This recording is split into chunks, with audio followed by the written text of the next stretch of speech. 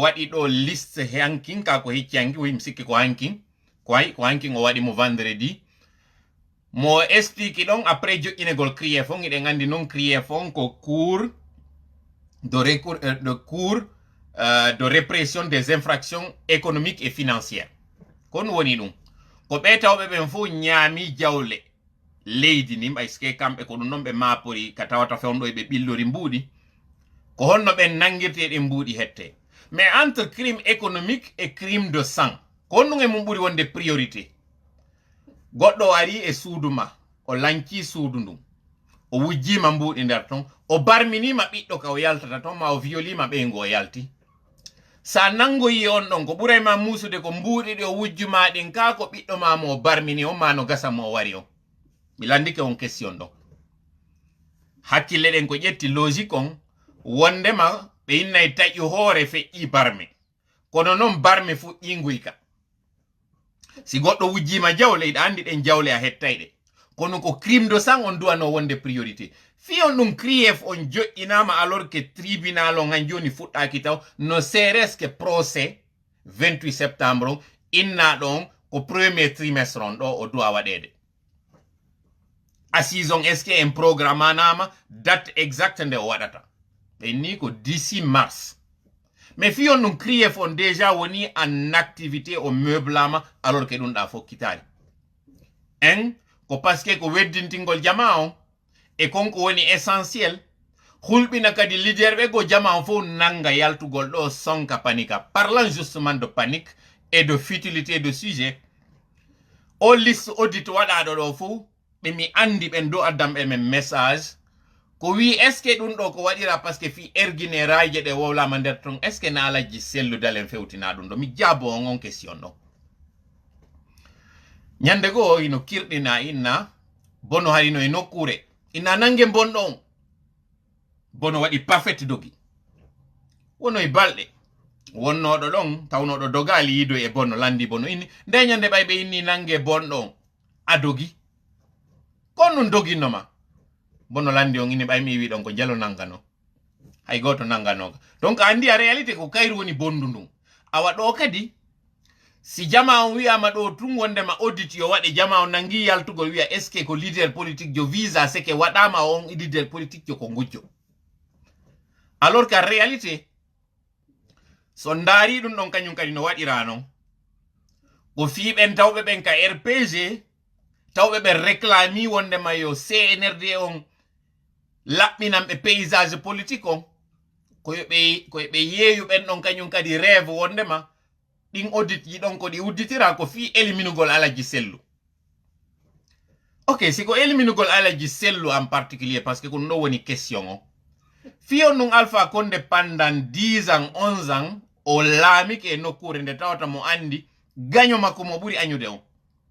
mo tawata mo faala fi mum yoɗano ko selludalen o anda ɗin dossier ji sellu no mari ɗi onon kadi yaltinde o kasanum sellu parce que on pose hoore mon on question fi on ɗum pendant 10 ans goɗɗo wawali waɗude ko arɗo pour un maximum de 24 mo wawata wadde ɗum ɗon jama to waɗu ha ñaari hawa wota on geru tuuni non goɗɗo mo tuuna min naali alaji sellu ko blanc comme neige gurdam maɓɓe ɗan fof ko ɓe jeeri kon fof no gasa ɓe heɓali kon ko tawata innete dartete min naali ɗum parce que on neɗɗo timmuɗo ala kono dossier erguine on dossier rayje ɗen sino woodi hanuɓe mapade fi dossier rayje ɗen ko Kiridi Bangura e o inneteɗo on Kera Ibrahima Sori Kera ɓeɗo ɗiɗo ordre de mission jiɗi ɓe signe no woodi han joni ɗi existe on tappi joni ka internet google yaltinanayi on ɗi tawata ɓe signe preuve à l'appui wondema ɓe participe e yeygol rayje ɗen par contre alaji sellu dossier ɓura ɗon inede no fewtinede ɓe ko erguine ɗon kadi yaye YouTube ma yawon espace mi waɗana ɓe ɗo publicité gratuitement alaji Mamadou Silla sodunoɗo on compagnie ko yewti comme par rapport e on vente ɗum ɗon no laaɓi pos et s'il y a un dossier mo tawata alaji sellu est très à l'aise avec ko dossier erguine o d'ailleurs mi do welti ko tawata on dossier o inscrivama e koko wadete parce que kangala do hande kadi ka lanna ka walo pour une dernière fois lanna une fois pour toutes be wadun audit ji tan alpha Ousmane Kabano jogi on rapport ɗin audit ji ɗon mais puisque toujours ko ɗum ɓe utilisata toujours fi tuningol alaji sellu weltina ɓen sikko ɓe alaji sellu ko kañum woni ko yeeyi on ɗuma ɓe jooɗo ɓe manipuler parce que toujours RPG on ko manipulation ɓen non tawaɓe on systéme RPG ɓe naati kadi ka CNRD ko ma ɓe manipula militant ɓe mi adresse oɗo RPG on. Sachez très bien que c'est un faux espoir qu'ils sont en train de vous vendre. S'ils veulent calmer votre ardeur en vous faisant croire qu'ils ont enclenché une procédure pour éliminer des leaders politiques, en particulier Sellou, ils sont en train de vous tromper. Sur ce dossier, avant même que la justice ne fasse son travail, je peux vous interpeller par une question de logique. C'est que si pendant 10 ans, 11 ans, pour être plus exact, il y avait des soupçons ou la moindre inculpation ou culpabilité de Sellou, Alpha Condé n'aurait pas hésité à utiliser ce dossier pour l'éliminer. Ça, c'est une question de simple logique. Alors, plutôt que vous insistiez à l'essentiel, à savoir l'organisation très rapide des élections pour qu'on revienne à l'ordre constitutionnel, vous allez applaudir le CNRD et dire qu'ils sont venus pour vous aider. Ils sont en train de vous manipuler. Parce que ce dossier accouchera d'une souris. On vous fera perdre du temps pour que vous souteniez une longue transition, alors qu'en réalité, on doit tous se battre pour revenir à l'ordre constitutionnel. Mi wola ɗum ɗo e pulal kadi. Hiɓe manipule de à la fois wonnoɓen ka opposition et wonnoɓen ka pouvoir par rapport au dossier audit ɗo. So ndaari Fitirelek no tawa e nder ton, kombo non andi komboni Fitirelek. Fitirelek ko kañum Mamadou Silla. Fi oɗo kadi on ɗum. Yo deƴƴu harande kadi o nangali insistugol. O wowla fi alfere organisugol élection ji. O mapo ko onto ɗum ɗo yaltoyta. Kala ɓe militant ɓe kadi tawɓe kaka RPG tawɓe harayno faala yiwgol Sellou fi mum no ɗani few ɓe yiya on dossier ɗon ɗum ɓe nawo cette fois-ci ate wala. Cette fois-ci Alpha Condé Sellou yawoytaka laamu. Donc tawon jaɓu manipulede tawon jaɓu yawgol e ɗin futilité ji sikko onon tigi yalti non konko tuuni e hoore Alaji Sellou. C'est de la pure manipulation, ça accouchera d'une souris, il n'y aura absolument rien. Donc, Gibiro wata goddo adda men message wi adun don ko wadira ko fi elimugo Alaji Sellou. Par contre, no ton non projet kabe fala éliminer projet ji d'ailleurs. Et c'est là où ça devient encore intéressant. Projet arano aussi CNT on jokkino yama parce que on andita windu be charte on ko ombe no tawa e mabbe dansa kuruma. Idon andi non ko mboni dansa kuruma. On yi kadi kala ben suivre be débatji wadude din ganin do on nani ko honno gerdira par exemple fi mo ingol charton mo tawata on be précise fop kono be précise ali fi durée on be inni ko CNT on aroyta joina on durée jonnon CNT on avec plus de 200 candidatures pour 81 postes c'est un autre doyama don ayetama en candidature mada on recevama yettama kono ayetama condition on wonde mahi ko kaari e kaari pesam ma fiyo dossier maɗa on ƴette so yeti kema ko duwaɗa votude a salanoyto mo parce que ara tu es redevable envers lui ko ɗo non yiyoton ñande mi yaltuno mi yewti min ni UFDG ɓe waɗi erreur jano mi yiltito e ɗon kadi mi insista parce que ko ɓernde wonɗon lan heɗitorde on ala lan heɗitorde hakkille min no fewno ɓe wonno propose de membre ɓe maɓɓe ɓen nayo ɓe ndaro ɓen taw ɓe waɗino wonino député à l'Assemblée ɓe propose ɓe kadi parce que c'est pas une question forcément wiugol ko juriste jo un deuxièmement mi inni wotta ɓe geru tawa UFDG ɓe propose ɓen fof ko fulɓe tun hara ɓe jonni woɓɓe gol loyru ka ɓe ƴuppira ɓe deux troisièmement mi inni ko kamɓe duwa jonnude exemple on parce que ko kamɓe laamu ngun suti on non exemple ko won ɗum charte on ko wi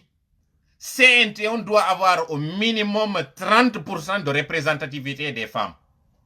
Si parti politique dit ko 15 sièges jogi, 30% de 15 sièges veut dire au minimum 4 femmes. UFDG ka sengo mudum, bay ko kambe buri hebude non parce que sur les 15 kambe tumbe hebi 4. Be jonna le bon exemple au moins be tawna debbo goto. kamɓe d'ailleurs ɓe waɗa plus ɓe propose kamɓe membre ɓe maɓɓe ɓen hara ko rewɓe ɓe ndara ɓe rewɓe ɗon ɓe ƴetta ɓe tawoɓe ɓen hara na forcément innaɓe par ce que ko kamɓe anadon ƴetti 2 kamɓe kadi ɓe ƴetti 2 si ɓe waɗino ɗum ɗon hande ɗo ka cippira ɗo ka wona wiyede ɗo ko kamɓe saɗi han joni CNT o joƴƴini ce qui est un argument fallacieux kamɓe arayno bete ɓe laɓɓinino hoore maɓɓe kono few noon tuma kamɓe wolno minni ɓe waɗi erreur yimɓe yaltuno critique wi woɓɓe déjà yalti justifie inni ɓen suɓaɓe ɗon c'est de bons juristes ko ni e ni ko ɗum ɗo waɗa ils vont être plus utiles là-bas mi fanki put par ce que on on fama ko ɗum CNRD woni e wadde menen meɗen nder ton si mini meɗen nder ton meɗen mari ɓen humpitoɓe men ko honɗum woni ko eɓɓa nder ton ko honɗum woni piége ɗi ɓe woni e waɗande on classe politique on si onon noon on yi men yalti men yewtiɗo o faame wondema si ɓe moƴƴini gantayru ɓe moƴƴini bugiru ka ɓe erayana minen koye min yaltuɗo min wowla non seulement ɓe anda ndu andike ko ɗum ɗon kadi woni goɗɗum explication ko tawata kon mi wowla e publiquement mi wolta en privé mais en même temps kadi fiyo jama on fof andu ɓe wona seede wondema mi wowlno ɗum ɗo joni noon en arti ka mi wowlno ɗo hande ɗo wiyama ella on ko kamɓe waɗi classe politique on alors que non ko ngay kaɓe jasana kaɓe araynoɓe uno e nder muɗum mi wowlaniɓe ɓe wallitiɓe jama si goɗɗo no sammede wota o kosu si goɗɗo no ɗaɓɓude ɓe innayi wo si ammani gagnuma e feto o wiyay a weccimo loope ko ɗum classe politique o waɗi ɗum mi nani noon kadi mi yewta on ɗo kadi noon erreur mo fokkitiɗo waɗugol ono wonɓe ɓen ka classe politique particulièrement UFDG mi insiste encore naami militant jo UFDG mais cela ne m'enlève pas le droit wondema koye mi yewtu konko tawata miɗo tañƴini nafay si gollitirama ko ɗon si min on ka fuɗɗode no woodi ɓen welɓe faaminde no woodi ɓen welɓe faamotirde no woodi noon ɓe mettuɓe faaminde no woodi ɓen mettuɓe faamotirgol no woni e yarde ɗo non joni komi jiɓi est ce que classe politique on hina mettuɓe faamodirgol par ce que a wawata waɗude les mêmes choses les mêmes erreurs heɓa les mauvais résultats waɗita kadi les mêmes choses et attendre un meilleur résultat c'est impossible donc classe politique acce faamodiren andon c'est pas parce que innama onon kon politicien ɓe yiɗon ka teren goɗɗo go wata on faljitude yewta on e pulal ɓe innayi si goɗɗo adike ma ɗanade o addotoma finugol ɗaniɗo noon no finagoy kono on ɗaninkiniɗo o finata few ɓen tawɓe ɓen yiɓe mari agenda kacheji ka nder parti UFDG ton tawɓe faalaka yo parti o yaaru yeeso tanke ɓeɗo faamaka wondema ɓe faalaka yaare yeeso komi woli ɗo o nafata fus continue no yewtere meɗen nde donc en yewtiɗo fi crié fo en andini ko manipulation wona ɗo en yewti kadi fi o audit jiɗi ɗon ɗon en laaɓotiri wondema ɗin audit ji ɗon ɗi fewta Alaji Sellu donc wata goto hande kadi yewti fi ɗum non par contre en wi piège ji no waɗa toon ɗiɗi fi elminugol Alaji Sellu piège ara noon ka on ɗo kaka CNT piège ɗin mon kon ɗum ko omo Alpha Condé foɗɗino kono ronkimo wawde landitade ka désamorsugol parti UFDG on à partir de l'intérieur Alaji Sellu wowlno ɗum ɗon après élection ji ɗin jama o ronki faamude moƴƴa ko on ɗum ɗum membre ɓe ɓen mi addana on ɗum ɗo exemple fi on faamu moƴƴa partagé noon kadi o parti ɗo moƴƴa jentito ɗon mo moƴƴa sakite moƴƴa yewtere nden o parti ɗo par ce que mi faala yo nde ɗo yewtere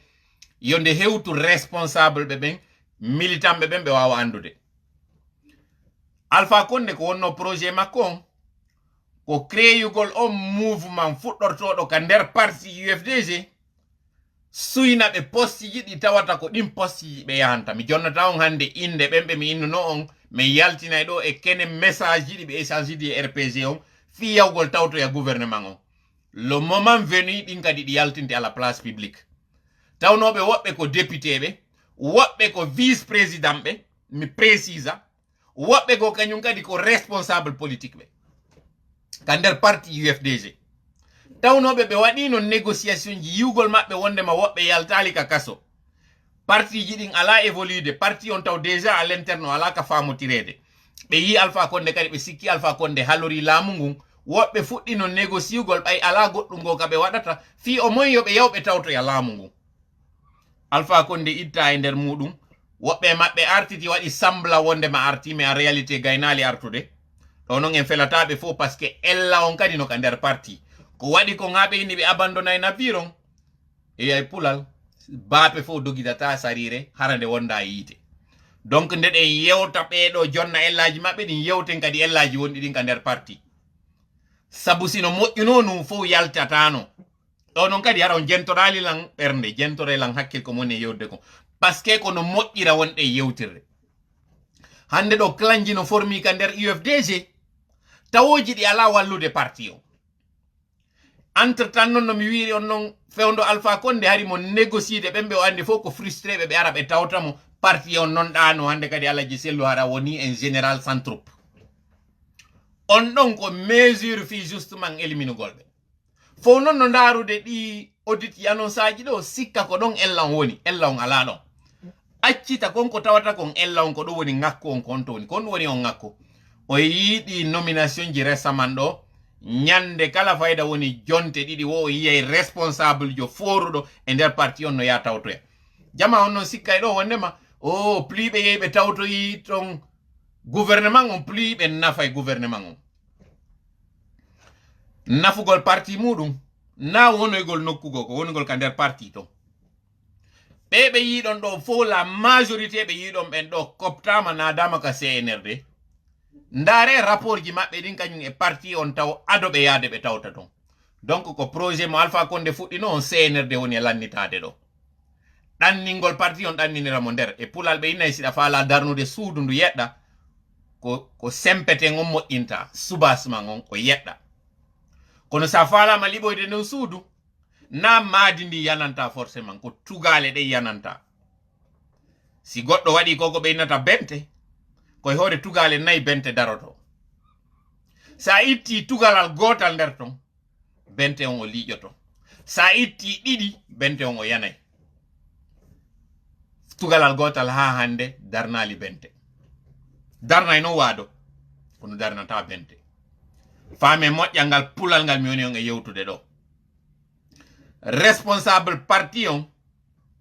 ɓe nafata parti on an netan dallo CNRD par ce que CNRD no mari projet muɗum o projet tawowo na nafowo RPG na nafowo UFDG ko projet mo ɓe waɗani hoore maɓɓe ko ɗum simi fuɗɗore no yewtere mi inni CNRD faminanayi on ils sont l'ami de tout le monde alors qu'ils ne sont amis avec personne agenda maɓɓe mo ɓe jogi on ko agenda maɓɓe kamɓe tigi kamɓe tun mo tawata ko kamɓe tun andi mo en réalité kamɓe tigi noon ɓe andago on to ɓe suti kono noon ɓe andi no woodi ka ɓe eɓɓi ko on ɗum woni ka ɓe eɓɓi ɓe aray ɓe ɗannina parti politique ji ɗin fop ɓe heɓa noon hande kadi no ɓe hettodirira e jama on ko ɗon noon hande kadi ɓe huwata jama on ko heddinogo o yi o rencontre waɗɗo on ka palais ko honno ɓe addiri ɓe taw ɓe fanɗini fi maɓɓe ɓe holliɓe ha honto ils sont nuls combien de fois ɓe hendiɓe ɓe ridiculisé ɓe waɗi ɓe écolieji fi on non non fof waɗira ko fi ono wonɓe yaade towna fi ɓeɗo yo yiw ando naɓe towɓe yeeso maɓɓe dow kamɓe donc faame moƴƴa andon projet elminugol leader politique ɓe ɓen e ko ɗo noon ɓe duwa hanude ɓe watta yila hakkunde maɓɓe ɓe andayna division on nafata ɓe par ce que plus ils sont divisés plus ils vont perdre leur force union noon ne veut pas dire associé ugol kadi noon dammi ɗin e gertoɗe ɗen e cofe ɗen nokku gotum e nder dinguira goto ɗi coalition ji ɗiɗi on ɗo yiide no waɗa ɗo c'est dans la nature des choses c'est dans l'ordre normal des choses coalition ma waɗa mais coalition nde ɗa waɗa ko ya ndaru ɓen ɓe anduɗa e ɗon mari convergence goto ɗen ɓe tawɗa a naɓi diye maɓɓe ɓe innay noon e français on ne change pas l'équipe qui gagne woɓɓe noon kadi innay on gagne pas l'équipe qui change mais min komi wawata wiide gibi UFDG fuɗɗi wadde hari alliance électorale et politique hari ɓe waɗali sifa mo ɓe waɗiɗi ɗon e ana ɗon ɓe noon ɓe addunoɗo ɓe wi ɓe yaadude maɓɓe on nani ko expliqua kon ko hombo ati waɗude fewjore nde wondema yo porte parole waɗe o yi noon conséquence ji muɗum ɗin ɗo hande CPP on hande kadi o lancitike formama kañum kadi FPP dans quel but on nani kañum kadi kona yewtede kon fi wata yewtere nden nde juutuɗo par ce que eɗen mari toɓɓe goo kadi ɗe wonɗen e wadde sayi on o nanga en ɗo joni woni énergie bi fuɗɗi ɗen exactement mi faala jama yon andu taw ndaaru ka woni wo wota on heɗo ka woni wo wota on komantu ka woni wo parce que ko ender konko won don e darde wona don manipulede ko ender konko won don hedade won don e manipulede dum don ko jama o mi adressé mu andon essentiel on hande do ko girejo fo doit marde préoccupation kono en fo jonnindirte juude fiwota beedo be loju en fiwota beedo be kujing en fiwota parce que beedo en andi ko be foro be moƴƴa am manipulation ko du wadi si yiltuto en ka photo ka sorti Alpha Condé ko photo ji din ata yaltinede parce que be nay in image vaut 1000 mots donc yimbe be no wadi 1000 commentaires et image yi didi si vidéo on no yaltoy on non vidéo donc kadi ça reste une image on non kadi ko vidéo préparado yaltina ko jama on hani hendade ko tuma hendi don intégralité yewtere Alpha Condé nden fo mi defia be do non kadi yalti gonde nde fo hara be censurali parti on ay gotum wa famde ko mone yewde mi lance be do non defi andi mi yetno fewndo Alpha Condé buy andata no min Alpha Condé me de yewtude do ka vidéo ji do awa ande do kadi kono mi wonno yewtede non e RPG on e Alpha Condé ko non kadi mi woni yewtide do e CNRD parce que min coupi ponji din fo kala ko woni canal de communication min coupi antama ça ne veut pas dire qu'elle me humpindirde officiellement ko woni ben tawobe nun harisi men nelino be yetebe be wadu dum do be accu dum do men fermi parce que non seulement be ala heditade be medi be faala din kay men wadu me wadata di parce qu'on ne trahira pas engagement mo men jogi